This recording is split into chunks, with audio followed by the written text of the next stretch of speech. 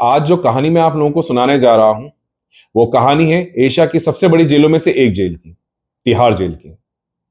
दिल्ली की तिहाड़ जेल जो around 400 acres में फैली हुई है।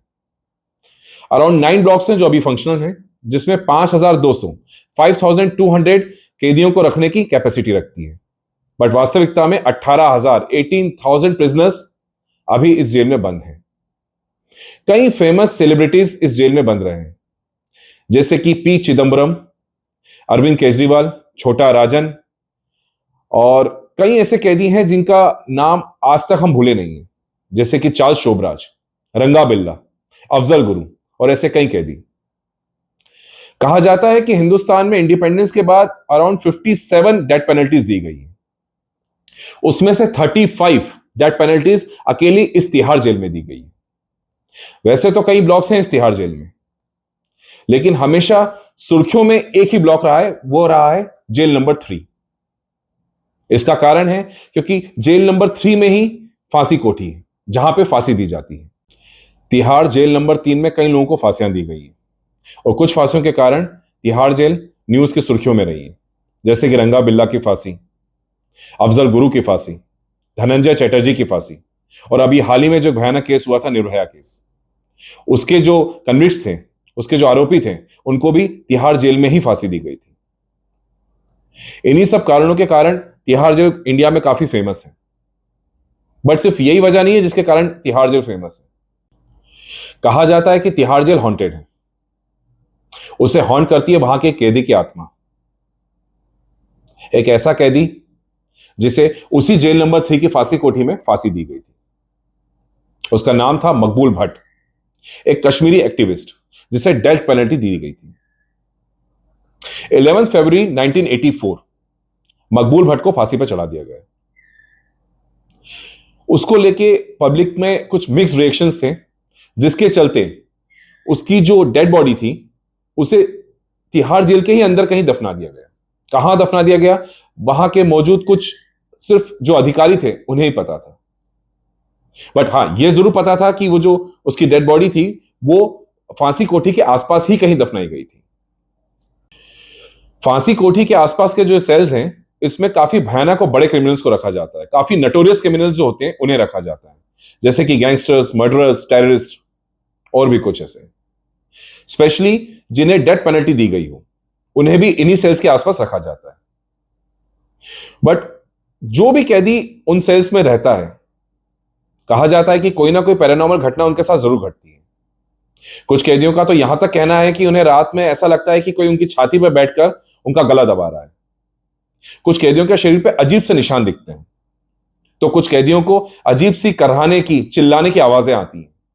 कुछ को उन कॉरिडोर्स में एक अजीब सी परछाइयां नजर आती हैं, भयानक परछाइयां नजर आती हैं, जिसे देख के वो भयानक कैदी भी डर के, सहम के अपने कोने में बैठ जाते हैं। उन कैदी की सिर्फ और सिर्फ एक ही इच्छा होती है, एक ही उम्मीद होती है कि हम किसी भी तरीके से इस सेल से बाहर निकल जाएं। हमें कहीं भी रख दो, लेकिन इस सेल से बाहर निकाल दो। कहते हैं 1984 की उस फांसी के बाद जो जेल नंबर 3 की फांसी कोठी थी, उसके आसपास का जो एरिया था वो हॉन्टेड हो गया। कई कैदियों ने मकबूल भट्ट को देखने का दावा किया। कुछ लोगों ने तो यहां तक कहा कि उन्होंने मकबूल भट्ट को देखा है और उन्हीं सफेद कपड़ों में देखा है जो सफेद कपड़े वो अपने आखिरी दिनों में पहना करता था। कुछ कैदियों को अजीब सी चिल्लाने की और अजीब सी कराने की आवाजें आती थी। कुछ लोगों को भयानक परछाइयां नजर आती थी, तो कुछ लोगों को मकबूल भट्ट उस जेल के कॉरिडोर में चलता नजर आता था। ऐसे कई किस्से कैदियों ने सुनाना शुरू कर दिए थे तिहाड़ जेल में। खैर, ये छोटी मोटी सुगबुगाहट सी जो ये किस्से कहानियां थी, ये जेल में चल ही रही थी कि एक दिन आप लोगों को पता होगा कि जैसे जो कैदी अगर कुछ बुरा बर्ताव करते हैं या आपस में लड़ाई करते हैं, तो उन्हें पनिशमेंट के तौर पे जो जेल कोठी है, जो फांसी कोठी है, उसके आसपास के सेल में बंद कर दिया जाता है। एक तरीके से आइसोलेशन में डाल दिया जाता है। बट उन्हें भी अकेला नहीं डाला जाता है, 2 या 3 के ग्रुप में डाला जाता है। उसी तरीके से कुछ कैदी आपस में लड़ रहे थे, तो उन्हें एज अ पनिशमेंट फांसी कोठी के पास वाले सेल में डाल दिया गया। नेक्स्ट डे जो इंस्पेक्शन टीम आती है, वो चेक करने के कि कैदी कैसे हैं, किस तरीके से रह रहे हैं। तो दो कैदी डरे हुए एक कोने में बैठे हुए थे और एक कैदी की लाश पड़ी हुई थी। पुलिस वालों ने जब देखा कि ये लाश पड़ी हुई है तो उन्होंने जो दो कैदी थे उन्हें इंटेरोगेट करना शुरू किया। तो उसमें से एक कैदी ने बोला कि हां, इसे मैंने मारा है, लेकिन मुझे इसे मारने के लिए मकबूल भट्ट की आत्मा ने मजबूर किया। मेरा अपने शरीर पे बस ही नहीं था। मुझे मकबूल भट्ट की आत्मा नजर आई और ऐसा लगा कि उसकी आत्मा मेरे शरीर में समा गई। उसके बाद मेरे शरीर पे अपना कोई काबू रहा ही नहीं और एक्चुअली मकबूल भट्ट की आत्मा ने ही उस कैदी को मार डाला। बस फिर क्या होना था।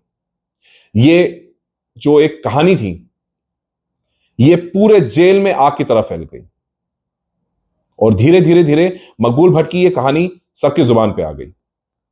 ये तो थे वहां के कैदियों के एक्सपीरियंसेस, बट तब आप क्या बोलेंगे जब ऐसे ही भयानक और पैरानॉर्मल एक्सपीरियंसेस वहां की सिक्योरिटी फोर्सेस को भी फेस करना पड़ते हैं।